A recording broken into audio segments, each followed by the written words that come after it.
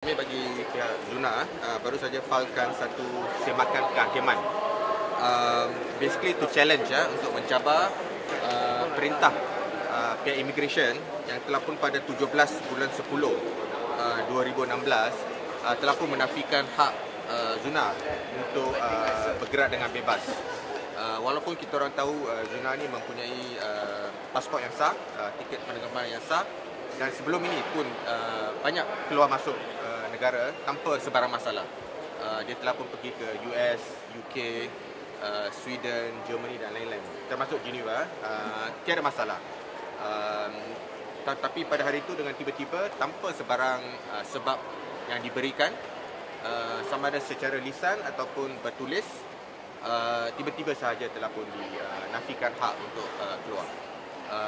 Oleh itu memang bagi pihak kami hak Zuna sebagai seorang rakyat Malaysia, hak perlembaganya telah pun terjejas. So artikel 5 right to life, artikel 8 dan juga artikel 9. Artikel 8 adalah equality, artikel 9 hak untuk bergerak. Jadi persoalan sekarang adalah sama ada negara Malaysia ni satu negara berlandaskan undang-undang, kedaulatan undang-undang, ataupun pihak berkuasa boleh bertindak dengan sewenang-wenangnya. Sama ada pihak immigration, pihak polis, Kementerian Dalam Negeri boleh tanpa sebarang sebab secara arbitrary, secara bagi pihak kami di luar bidang kuasa mereka lah. So oleh itu kami memfalkan semakan kehakiman ini dan berharap mahkamah akan menetapkan tarikh pendengaran dengan secepat mungkin supaya kes ini dapat didengar dan supaya hak-hak dapat dikembalikan kepada Zuna. Responden. Dan responden dalam kes ini adalah Ketua Pengarah Jabatan Immigration Malaysia, Menteri Dalam Negeri dan Kerajaan Malaysia. Ya, seperti sebut tadi, saya pada 17 Oktober saya seharusnya ke Singapura ya untuk sebuah majlis forum di National University of Singapore, dan saya diberitahu oleh pegawai immigration bahawa nama saya dalam blacklist dan saya dihalang untuk keluar negara. Disebutkan juga di situ alasan adalah arahannya daripada Ketua Polis Negara. Tetapi beliau enggan memberi penjelasan lanjut kenapa dan atas undang-undang apa.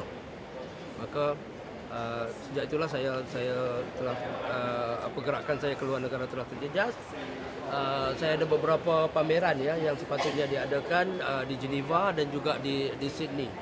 Saya sudah tidak dapat pergi kerana halangan ini ya. Kerana itu saya rasa ini adalah hak saya sebagai seorang warga negara untuk freedom of movement.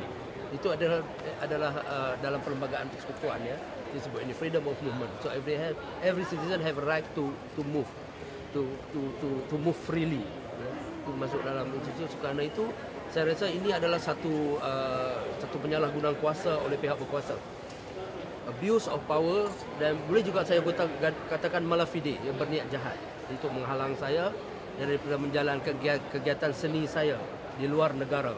Dan saya, untuk pengetahuan, saya pergi ke luar negara seperti jemputan saya di Sydney dan juga jemputan saya di Geneva, dan juga jemputan-jemputan sebelum itu semuanya diundang oleh negara itu ya.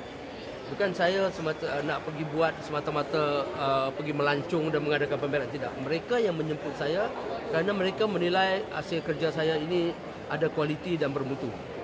Jadi saya dijemput, tetapi sekarang pihak kerajaan menghalang saya daripada keluar negara dan meneruskan aktiviti seni saya.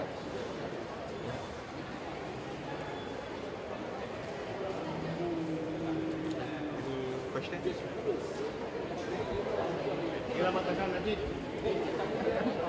What chances do you think, because there has been no precedent of judicial reviews to challenge travel bans of succeeding? There's hardly any chance. Well, do you think you eventually? Well, we are very hopeful because we do have confidence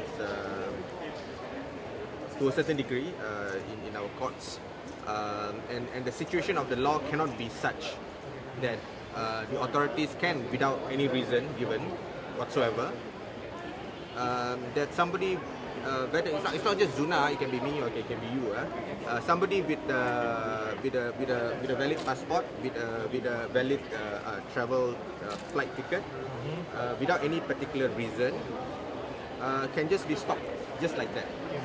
So because if that's the case, then clearly our constitution is of little value. Clearly there is no rule of law. Clearly the immigration would have too much power, and that cannot be the state of the law in the country, and the only avenue that we can hope for intervention is the courts, and therefore we are looking at the courts to intervene, because that cannot be the right state of law. Sebab tanpa sebab-sebab yang sah, Zuna ataupun sesiapa boleh halang. So that cannot be right. Okay.